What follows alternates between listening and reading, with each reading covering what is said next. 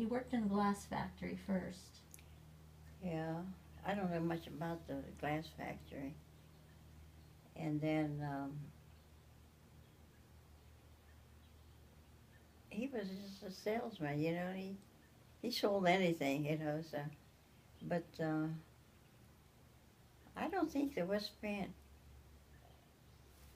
That was his last job. And my mother was trying to teach him music.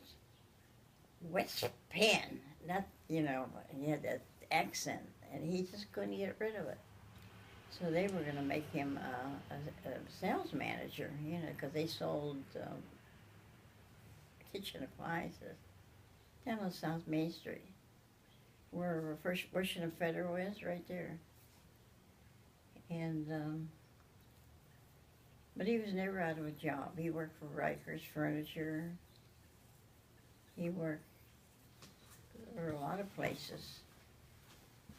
Always made a living, you know. But then it was bad times during the Depression, and he got like a check for 25 cents for pay.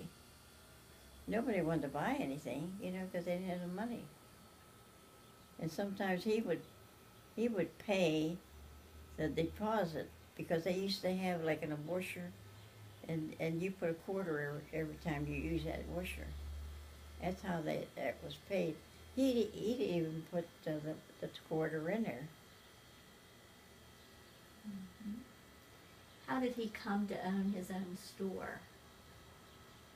Uh, well, he just wanted to go in business. So he sold reconditioned.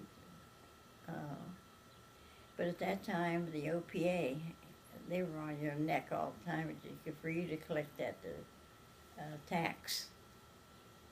And, you know, that was hard trying to get them, have the people pay and not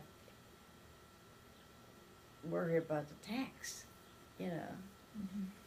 So he got caught a couple of times, you know. So the OPA, they come to all the businesses. So then when I graduated from high school,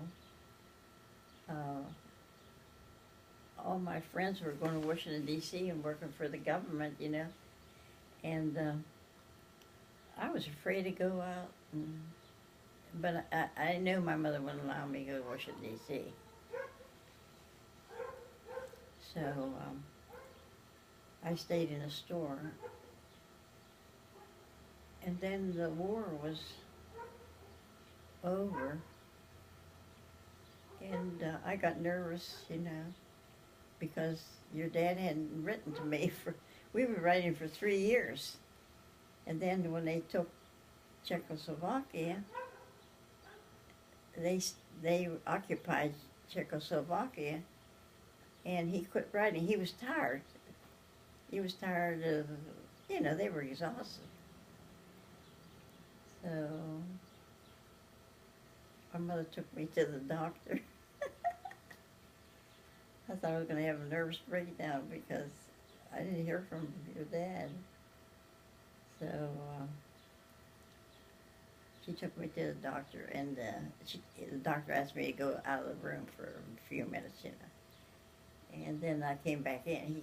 He asked me to come back in, and he says, "What are you afraid of?" And you afraid Bruno's going to hook up with one of them Czechoslovakian babes? And I says, "No," but I really believed that myself, you know. And then the letters start coming. Then he come. And then my mother said, "When are you going to get married?"